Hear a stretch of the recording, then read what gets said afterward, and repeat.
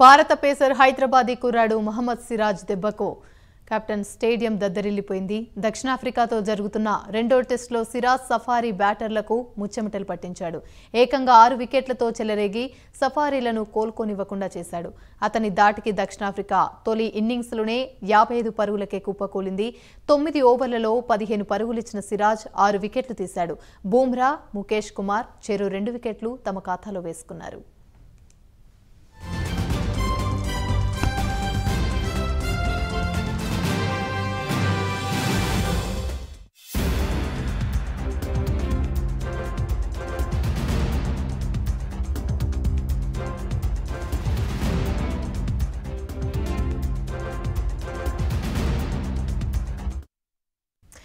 భారత పేసర్ హైదరాబాదీ కుర్రాడు మహమ్మద్ సిరాజ్ దెబ్బకు కేప్ టౌన్ స్టేడియం దద్దరిల్లిపోయింది. దక్షిణాఫ్రికాతో జరుగుతున్న రెండో టెస్టులో సిరాజ్ సఫారీ బ్యాటర్లకు ముచ్చెమటలు పట్టించాడు.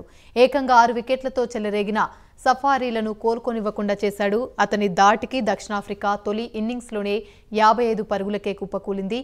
9 ఓవర్లలో 15 పరుగులిచ్చిన సిరాజ్ 6 వికెట్లు తీశాడు. బూమ్రా, ముఖేష్ కుమార్ చెరో 2 వికెట్లు తమ ఖాతాలో వేసుకున్నారు.